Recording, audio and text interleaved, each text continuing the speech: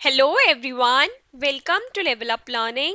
My name is सिमरन गुम्बर। आज की इस वीडियो में मैं आपको DECE 1 का एक पास्ट ईयर का क्वेश्चन पेपर दिखाने वाली हूँ कि आपके पेपर में किस टाइप के क्वेश्चंस आते हैं और आपको कैसे उन्हें अटेंड करना है। इस बार से पहले जो पेपर हुआ था जून 2022 सेशन में, ये उसका पेपर है, यानी कि लेटेस्ट पेपर का पैटर्न मैं आपको दिखा रही हूँ और उसका पहला क्वेश्चन हम बहुत ही अच्छे तरीके से समझने वाले हैं। ये सारी बेसिक डिटेल्स क्या होती हैं, कैसे समझनी है, उसकी एक अलग से वीडियो आ जाएगी। इस वाली वीडियो में हम सीधा चलते हैं पढ़ाई के ऊपर। पढ़ाई के ऊपर कैसे? एक तो देखो DC 1 में ना क्वेश्चन नंबर 1 कंपल्सरी होता है। कंपल्सरी यानी कि 20 नंबर का क्वेश्चन आपको करना ही करना है, आप उसे छोड़ ही नहीं सकते। छोड़ ही नहीं सकते तो ठीक है, ये भी वैसे देख लो। DC 1 का नाम क्या होता है? Organising child care services. ये आपको जब अपना आंसर की बुकलेट मिलती है तो फ्रंट पेज पे डिटेल्स फिल करनी होती है। ठीक है जी, 100 नंबर का पेपर है, 3 घंटे मिलेंगे और टोटल आपको 5 क्वेश्चंस अटेंड करने हैं। फर्स्ट क्वेश्चन कंपलसरी है और कोई भी 4 क्वेश्चन कर सकते हो। ठीक है जी, सबसे पहले पहले क्वेश्चन की तरफ आ जाते हैं। अब इस पहले क्वेश्चन के आगे आप जितने मर्जी स्टार बना लो, 1 स्टार 2 स्टार, जितने मर्जी स्टार बना लो उतने बना लेना, क्योंकि ये question most most most important है। This is the most important question of your whole DECE। आपने अगर ये क्वेश्चन रट लिया, समझ लिया, तो आपके पेपर में ये क्वेश्चन आएगा ही आएगा। थोड़ा सा हल्का सा चेंज आ सकता है, लेकिन ये क्वेश्चन पक्का आएगा, पक्का आएगा। तो मैं आपको इस क्वेश्चन के साथ प्रॉपर इसका आंसर दिखाने वाली हूँ कि कैसे आपको इसका आंसर लिखना है, कैसे अटेंड करना है कि आपको इसमें फुल मार्क्स मिले। ठीक है जी, आंसर को समझने से पहले क्वेश्चन समझ लो कि क्वेश्चन पूछा क्या है। ये इंग्लिश मीडियम वालों के लिए क्वेश्चन समझा रही हूँ, आगे आने वाली वीडियोस में मैं इसका हिंदी मीडियम का भी डाल दूंगी, तो टेंशन किसी को लेनी नहीं है। ठीक है, फर्स्ट क्वेश्चन का ए पार्ट क्या कहता है? A teacher prepared the following schedule of activities for one day for a for a group of 25 children 4 years of age in preschool। 4 साल के बच्चों के लिए, जो कि 25 बच्चे हैं, एक दिन का शेड्यूल बनाया है। आपसे पूछ रहे हैं, is the schedule for the day appropriate और नॉट फॉर द चिल्ड्रन, कि नीचे ये जो शेड्यूल बनाया है क्या ये अप्रोप्रिएट है या नहीं। Give reason for your answer. If you think the schedule is not appropriate then give an alternate schedule. कितने मार्क्स का क्वेश्चन है? 15 नंबर का क्वेश्चन है। अब ये बात दिमाग में फिट कर लो, बिठा लो, क्या कि जो भी ये शेड्यूल देंगे ना, ये 99% गलत ही शेड्यूल देंगे। क्योंकि अगर इन्होंने शेड्यूल सही दे दिया तो आप लिख दोगे yes the schedule is appropriate, बात खत्म। तो आपको यस लिखने के तो 15 नंबर देंगे नहीं ना। तो इसलिए ये जानबूझकर ये जो शेड्यूल है गलत बनाकर देंगे, ताकि आप लिखो know the schedule is not appropriate और उसको करेक्ट तरीके से बनाओ ताकि आपको 15 नंबर मिल सके। ठीक है जी, अब अगर आप इस शेड्यूल को देखोगे, सबसे पहले आपको इस शेड्यूल को समझना बहुत जरूरी है। टेंशन मत लो, प्रॉपर आंसर सारा का सारा बताऊंगी कि कैसे 15 में से 15 नंबर मिलेंगे, लेकिन पहले क्वेश्चन समझना जरूरी है। Time schedule, time duration, activity 9 से 9:30, children arrival in the centre, welcome, prayer. ठीक है जी, ये तो बिल्कुल ठीक है, इसमें कोई दिक्कत नहीं है। उसके बाद यहाँ पर क्या कह रहे हैं? 9:30 से 10 क्या हो रहा है? Activity on the theme colours, children identify objects of different colours in the classroom. ठीक है जी, कलर्स पे एक एक्टिविटी करा दी, ये भी कोई दिक्कत की बात नहीं है। फिर 10 से 10:30 activity on the theme shapes, teacher show cut out of different shapes and make children learn their names, draw shapes on paper. अब क्या था, पहले दिन एक थीम थी, हमने कलर्स ली, अगले उसी दिन दूसरी एक्टिविटी में ले ली शेप्स। दो दो थीम्स हम एक दिन में ले ही नहीं सकते, ये प्रैक्टिकली बात गलत है। प्रैक्टिकली क्या है, ये बात बिल्कुल गलत है, क्योंकि छोटा बच्चा है, अभी उसकी मेंटल कैपेबिलिटीज इतनी डेवलप नहीं हुई होती कि वो एक ही दिन में दो दो कि वो एक ही दिन में दो दो थीम्स पर चीजें समझ ले और उसको पढ़ाई कर ले। तो हम फोकस करते हैं बच्चा एक ही थीम पे पढ़ाई करे। तो इनका तो शेड्यूल गलत है, हम करेक्ट बना के दिखाएंगे ना तो उसमें सारी चीजें ठीक करेंगे। अब यहाँ पे क्या है, 10:30 से 11 स्नैक टाइम टॉयलेट रेस्ट, ये भी ठीक है जी। 11 से 11:30 activity on theme my family. लो जी, इन्होंने तो गलती पे गलती कर दी, एक दिन में तीन तीन थीम्स इंट्रोड्यूस करा दी। छोटा सा बच्चा है अभी, तो उसको कुछ नॉलेज ही नहीं है किसी चीज के बारे में, और एक ही दिन में तुमने तीन तीन थीम्स इंट्रोड्यूस करा दी। फैमिली, शेप्स, कलर समझ ही नहीं पाएगा, और उसके ऊपर भी डिस्कशन हो रही है। मतलब मोस्टली ना ये लैंग्वेज डेवलपमेंट पे ध्यान दे रहे हैं कि बच्चे का लैंग्वेज डेवलपमेंट हो, लेकिन बाकी एरियाज पे तो इन्होंने ध्यान ही नहीं दिया। चलो जी आगे देख लेते हैं। 11:30 से 12 एक्टिविटी ऑन थीम ट्रांसपोर्ट। अरे लो भाई लो, गलतियों पे गलतियां। पहले तीन एक्टिविटीज तीन थीम्स इंट्रोड्यूस करी थी, अब चौथी थीम। आप छोटा बच्चा छोड़ो, बड़ा बच्चा भी होगा ना, उसको भी हम एक दिन में चार थीम्स इंट्रोड्यूस नहीं करवाते। इतनी थीम्स एक ही दिन में इंट्रोड्यूस करा दी ना तो बेचारे बच्चे का दिमाग घूम जाएगा कि क्या पढ़ना है क्या नहीं। और इसमें भी क्या कर रहे हैं, डिस्कशन डिस्कशन हो रही है, यानी कि लैंग्वेज डेवलपमेंट हो रहा है, ये तो गलत है। बाकी भी तो ध्यान दो, फिजिकल डेवलपमेंट, सोशल डेवलपमेंट, ठीक है, कॉग्निटिव डेवलपमेंट, कोई ध्यान ही नहीं दिया, बस डिस्कशन डिस्कशन लैंग्वेज डेवलपमेंट करवाई जा रहे हैं। 12 बजे डिपार्चर ऑफ चिल्ड्रन, ठीक है, ये तो ठीक है, इसमें कोई दिक्कत नहीं है। क्या इस क्वेश्चन का और कोई पार्ट बचा है? नहीं, इसका बी पार्ट आ जाएगा फिर। अब ये 15 नंबर आपको कैसे 15 में से 15 मिलेंगे, देख लो। बिल्कुल एक एक चीज करेक्ट तरीके से मैंने इसमें बताई हुई है, इससे बेस्ट तरीका कोई नहीं है इस आंसर को अटेंड करने का। तो कृपया करके अच्छे से समझ लेना, पेन कॉपी लेके बैठ जाना और लिख लेना ताकि प्रैक्टिस हो जाए। इसके साथ साथ अगर कोई बच्चा हमसे डीईसी के किसी भी ईयर के सॉल्व्ड असाइनमेंट लेना चाहता है, प्रोजेक्ट लेना चाहता है with different activities, different examples, exams की तैयारी के लिए इंपॉर्टेंट क्वेश्चन आंसर्स लेना चाहता है, या मेरा एग्जाम प्रिपरेशन कोर्स लेना चाहता है जिसके बाद बच्चों के डेफिनेटली 85 प्लस मार्क्स आते हैं, तो वो आप लेवल अप लर्निंग के कांटेक्ट नंबर से ले सकते हो जो कि आपको वीडियो पर शो हो रहा है। हम हर बार मटेरियल को अपडेट करते हैं, चेंजेस करते हैं, तो आपको सिर्फ और सिर्फ लेटेस्ट मटेरियल हमारे नंबर से मिलेगा जो कि वीडियो पर शो हो रहा है। स्टार्ट करते हैं। सबसे पहले लिख देना कैसे, आंसर 1 का ए पार्ट।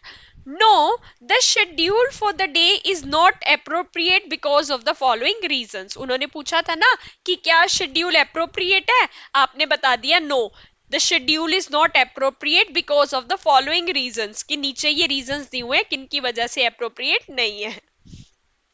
पहला रीजन क्या है, in the given schedule no outdoor activity is organised. अगर आपने यहाँ वाले शेड्यूल में देखा हो, सारी इंडोर एक्टिविटीज हैं, लैंग्वेज डेवलपमेंट पे फोकस हो रही है, या फिर कोई है कि जिसमें लर्न द नेम्स करेगा, ड्रॉ करेगा पेपर पे, लेकिन आउटडोर पे तो किसी ने ध्यान ही नहीं दिया, सारी इंडोर एक्टिविटी करा दी।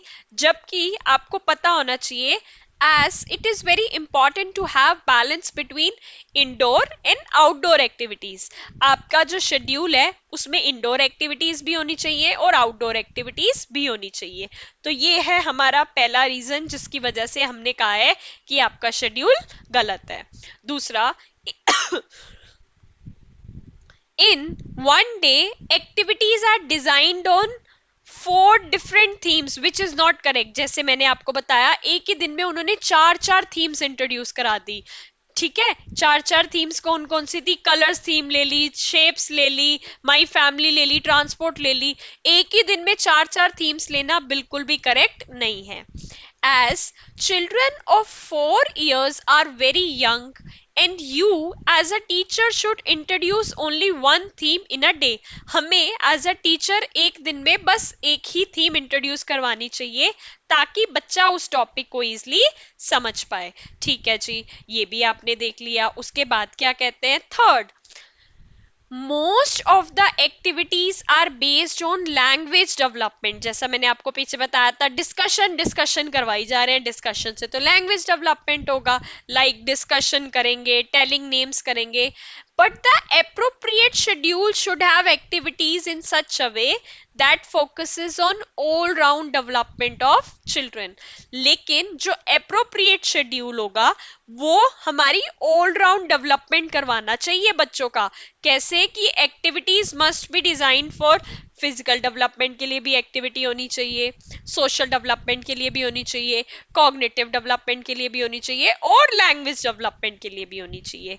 जब इन चारों के लिए एक्टिविटीज होंगी तभी तो उसका संपूर्ण ऑलराउंड डेवलपमेंट होगा ना, तो ये भी उसकी गलती है। No time is given for free play as the activities are all structured activities which are designed by, या देखो यहाँ पे इसका आंसर ऊपर है, which are designed, one second, which are designed by the teacher. No time is given to children for unstructured or free play wherein they can use their creativity and enjoy. अब यहाँ पर क्या कह रहे हैं, जितनी भी एक्टिविटीज हैं वो सारी की सारी टीचर ने डिजाइन की हुई हैं कि 10:30 ये करवाना है, 11 बजे ये कराना है, 11:30 ये कराना है, लेकिन फ्री प्ले का तो टाइम ही नहीं दिया कि बच्चों को आपने खुला छोड़ दिया और कहा कि अपने हिसाब से जैसे करना चाहते हो कर लो। उसको कहते हैं फ्री प्ले, जहां पे बच्चों को मौका दिया जाता है उनके हिसाब से काम करने के लिए, उसे कहते हैं अनस्ट्रक्चर्ड एक्टिविटीज, फ्री प्ले। उन्हीं एक्टिविटीज में बच्चे की क्रिएटिविटी डेवलप होती है, बच्चा अपना दिमाग लगाता है कि भाई क्या कोई नई चीज मैं निकालूं, क्या कोई नई चीज समझूं। ठीक है जी, तो ये भी गलती है। पांचवी गलती क्या है, no group activity is organised, कोई ग्रुप एक्टिविटी नहीं ऑर्गेनाइज कराई भाई, सब बच्चे अकेले अकेले अकेले खेली जा रहे हैं। नो बडी मतलब no activity focused on group activity. It is very important to have individual as well as group activities so that students learn the social skills and also learn how to interact and cooperate with each other. बच्चे अगर group activity खेलेंगे तभी उन्हें पता चलेगा कि कैसे एक दूसरे के साथ इंटरैक्ट करना है, कैसे कोऑपरेट करना है, एक की बारी चल रही है तो दूसरे ने अपनी बारी के लिए वेट करना है, लड़ाई नहीं करने लग जाना, कैसे रूल्स को फॉलो करना है और सारी चीजें समझनी है। तो इसलिए हमने कहा कि आपका शेड्यूल गलत है क्योंकि उनमें ये 5 पॉइंट्स फॉलो नहीं हो रहे थे। 15 नंबर का क्वेश्चन है, ऐसे 15 नंबर नहीं मिलेंगे, हम तो प्रॉपर शेड्यूल बना के दिखाएंगे कि भाई असली में शेड्यूल होना कैसे चाहिए था। नए पेज पे लिख देना schedule of activities for 1 day, ऐसे टेबल बना दिया, एक तरफ टाइम ड्यूरेशन दूसरी तरफ एक्टिविटी। 9 से 9:30 children arrive, greet them and some rhymes. 9 to 9:30 children will arrive, we will greet them and we will have some rhymes. ठीक है जी। 9:30 to 10 some indoor free play, we have devoted this time for indoor free play. Children can play with puzzles, blocks, draw, paint, work with clay as per their choice. अब हमने बच्चों को मौका दे दिया कि अब वो अपने हिसाब से कर सकते हैं, अपने हिसाब से कर सकते हैं तो वो खुश हो जाएंगे। ठीक है, इंडोर फ्री प्ले पे भी हमने ध्यान दे दिया जो कि इनके वाले शेड्यूल में मिसिंग था तो हमने डाल दिया। फिर 10 से 10:30 10 to 10:30 structured activity on the theme, free play तो हो गया, बच्चों ने अपने हिसाब से तो काम कर लिया, लेकिन अब स्ट्रक्चर्ड एक्टिविटी की हम बच्चों को क्या सिखाना चाहते हैं उस पे थीम हमने ली बॉडी पार्ट्स। क्या ली theme, body parts. Poem recitation on body parts, अब बॉडी पार्ट्स के ऊपर हमने कोई पोयम सिखा दी कि 2 फिंगर्स, 1 नोज, 2 आईज, ऐसे करते ना पोयम, कोई भी पोयम हो सकती है बॉडी पार्ट्स पे। Children will learn to identify and name body parts. क्या होगा, बच्चे जब पोयम गाएंगे ना तो हम उनके साथ जेस्चर्स करेंगे कि दीज आर आईज, आईज पे टच करके दीज आर आईज, नोज पे टच करके it is nose, whatever the body part is. तो अब क्या करेंगे, बच्चे आइडेंटिफाई करना सीख जाएंगे कि कौन सा बॉडी पार्ट है और उनका नाम लेना सीख पाएंगे। ये उनकी एक्टिविटी होगी। 10:30 to 11 washing hands and snacks time, अब ये स्नैक्स का टाइम है, अपने हैंड्स वॉश करेंगे, स्नैक्स खाएंगे। 11 AM to 11:30 AM ऊपर इंडोर फ्री प्ले हो गया था, अब आउटडोर फ्री प्ले। मैंने आपको बताया ना इंडोर एक्टिविटीज भी होनी चाहिए, आउटडोर एक्टिविटीज भी होनी चाहिए, तभी आपका जो शेड्यूल है वो बैलेंस्ड रहेगा। तो हमने आउटडोर फ्री प्ले भी डाल दिया। सिंपल टीम गेम्स खिला दी, स्विंग्स पे खेल लिया, कैचिंग बॉल, बच्चों ने बॉल से कैच खेल लिया, स्विंग्स पे खेल लिया और छोटी मोटी कोई भी टीम गेम खेल ली। टीम गेम हो गई तो ग्रुप प्ले भी हो गया। Now 11:30 to 12 noon colouring activity. अब आपने जो थीम स्टार्ट की हुई थी बॉडी पार्ट्स की, उसके ऊपर कलरिंग एक्टिविटी करा दी। कलरिंग एक्टिविटी करा दी तो इससे बच्चे का फिजिकल डेवलपमेंट होगा। फिजिकल डेवलपमेंट में फाइन मोटर डेवलपमेंट होगा कि बच्चा क्या कर पाएगा, पेन को पकड़ना सीखेगा, कलर करना सीखेगा, फिजिकल डेवलपमेंट हो जाएगा। आउटडोर फ्री प्ले में टीम गेम है, सोशल डेवलपमेंट होगा, फिजिकल डेवलपमेंट होगा। ठीक है, इस वाली में लैंग्वेज डेवलपमेंट हो रहा है, पोएम रेसिटेशन में। ऊपर फ्री प्ले में भी उसका क्या कहते हैं, कॉग्निटिव डेवलपमेंट हो रहा है, लैंग्वेज डेवलपमेंट हो रहा है, ठीक है, सोशल डेवलपमेंट हो रहा है। एंड देन 12 नून पर departure, wishing each child goodbye and students will leave with their parents. Time हो जाएगा 12 बजे, छुट्टी हो जाएगी और बच्चे अपने पेरेंट्स के साथ चले जाएंगे।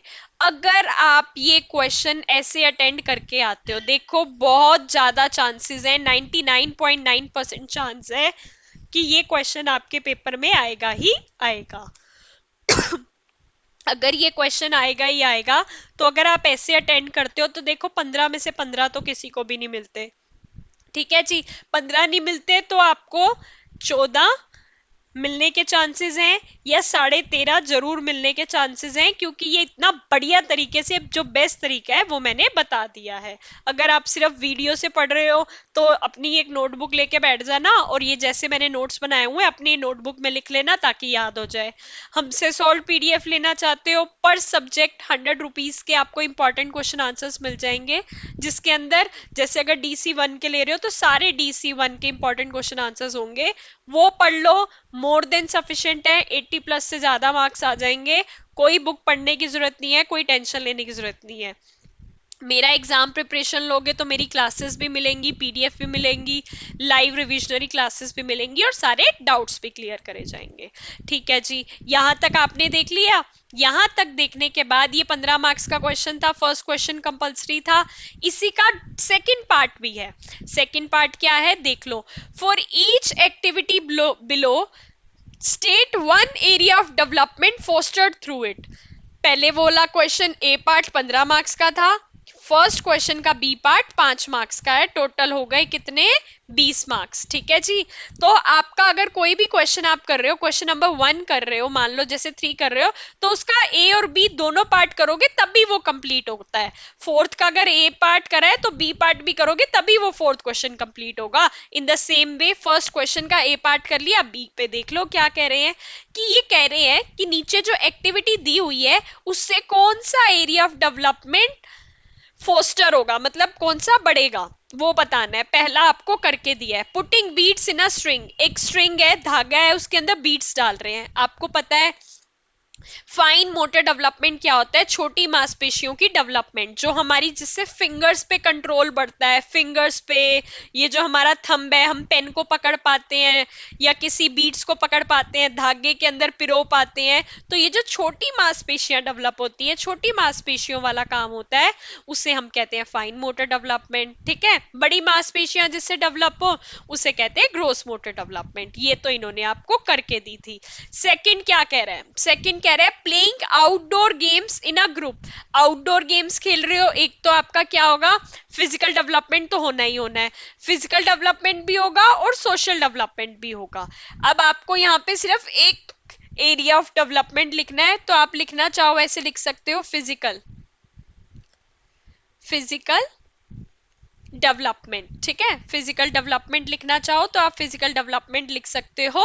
इससे क्या होगा, क्योंकि आउटडोर गेम्स खेल रहे हैं ना, भागेगा बच्चा, दौड़ेगा, तो उससे उसका फिजिकल डेवलपमेंट होगा। सिर्फ ये फिजिकल डेवलपमेंट लिखने का आपका 1 नंबर है। सोच रहे हो आपने फिजिकल डेवलपमेंट लिखा, 1 नंबर, डन। फिर पेंटिंग, पेंटिंग अगेन पेन को पकड़ेगा, कुछ ड्रॉ करेगा, कलर्स को पकड़ेगा, ड्रॉ करेगा। ये क्या होती है, छोटी छोटी मांसपेशियों वाले को हम कहते हैं fine motor development, fine motor development. ठीक है जी, तो इसके अंदर फाइन मोटर डेवलपमेंट आ जाएगा। ये आपने लिखा फाइन मोटर डेवलपमेंट, 1 नंबर आपका फिर से पक्का हो गया। ठीक है जी, पेंटिंग से क्या होती है, छोटी मांसपेशियां डेवलप होती है, फाइन मोटर डेवलपमेंट। मैंने चैनल पे एक कंप्लीट वीडियो डाली हुई है जिसपे जैसे ये 5-6 एक्टिविटीज है ना, उसके अंदर बहुत सी एक्टिविटीज लिख के बताई हुई है कि किस एक्टिविटी से कौन सा एरिया ऑफ डेवलपमेंट होगा, देख लेना। वो चैनल पे, यूट्यूब चैनल पे मैंने प्लेलिस्ट बना रखी है, DC1 की प्लेलिस्ट खोलना, उसमें वो वीडियो पड़ी होगी, छोटी सी वीडियो है, देख लेना। पक्का सभी पक्का तुम्हारे 5 नंबर पक्के हो जाएंगे कि 5 तो आने ही आने हैं, ये क्वेश्चन अगर आया तो, और आएगा पक्का डेफिनेटली। ठीक है जी। तीसरा, अरेंजिंग अ जिग्सो पजल। अब जिग्सो पजल को अरेंज करेंगे तो क्या होगा, आपको पता है जिग्सो पजल ऐसी होती हैं, कुछ अलग अलग टाइप के, ऐसे मान लो एक ऐसे पजल है, ठीक है, उसका दूसरा टुकड़ा ऐसा है, अब उसको उसके अंदर अरेंज करेगा, उसके अंदर अरेंज करने के साथ साथ ना उसकी बहुत सी डेवलपमेंट हो रही है, तो आपको कोई एक लिखनी है, आप फाइन मोटर डेवलपमेंट भी यहाँ लिख सकते हो, क्योंकि एक के अंदर एक ये डाल रहा है तो छोटी छोटी मांसपेशियां डेवलप हो रही है ना, फाइन मोटर डेवलपमेंट लिख सकते हो, साथ में कॉग्निटिव डेवलपमेंट भी यहाँ पर लिख सकते हो, क्योंकि दिमाग लगा रहा है वो कि किससे कहाँ पर जुड़ेगा। ठीक है, तो फाइन मोटर डेवलपमेंट लिखना चाहो, फाइन मोटर डेवलपमेंट लिख लेना, कॉग्निटिव डेवलपमेंट लिखना चाहो, कॉग्निटिव डेवलपमेंट लिख लेना, एक ही लिखनी है, कोई भी मन करे वो लिख लेना, जो ज्यादा मन करे लिखने का वो लिख सकते हो, क्योंकि फाइन मोटर डेवलपमेंट क्योंकि टुकड़ों के अंदर टुकड़े डालेगा तो फिंगर्स का यूज हो रहा है, और डाल कैसे रहा है, दिमाग की मदद से, सो कॉग्निटिव डेवलपमेंट ये लिख कर आओगे, फिर से 1 नंबर पक्का हो गया। विजिट टू द जू, क्या कर रहे हैं, जू में जा रहे हैं। अब जू में जाएगा तो एक तो सोशल डेवलपमेंट बहुत बढ़िया होगी। सोशल डेवलपमेंट कैसे, वहां बच्चों से मिलेगा, ठीक है, बातचीत करेगा, देखेगा, बाहर की दुनिया देखेगा, जू में लोगों से इंटरेक्ट करेगा कि वहां पर जो लोग काम कर रहे हैं कैसे हैं, कैसे वो सारी चीजें मैनेज करते हैं, तो इसमें उसका सोशल डेवलपमेंट होगा। क्या होगा, सोशल डेवलपमेंट। 1 नंबर और पक्का हो गया। रोल प्ले, आपको पता है हम बच्चों के साथ रोल प्ले की एक्टिविटीज कराते हैं, रोल प्ले की एक्टिविटीज में उसका होगा लैंग्वेज डेवलपमेंट। कुछ भी बनाए, राजा बनाए, नेता बनाए, वट एवर बनाए, कुछ भी बनाए, बोलेगा ना, कुछ कुछ बोलेगा, मैं हूं राजा, मैं हूं रानी, वट एवर द उसका रोल है, तो वो बोलेगा, तो इससे उसका लैंग्वेज डेवलपमेंट होगा, भाषाई विकास होगा। जब भाषाई विकास लिख दोगे तो 1 नंबर और पक्का हो गया। देख रहे हो कितने आसानी के नंबर थे, ये 5 वर्ड्स लिखने के 5 नंबर आपके पक्के हो गए। ठीक है, और 15 नंबर वाला क्वेश्चन मैंने आपको यहां समझा दिया।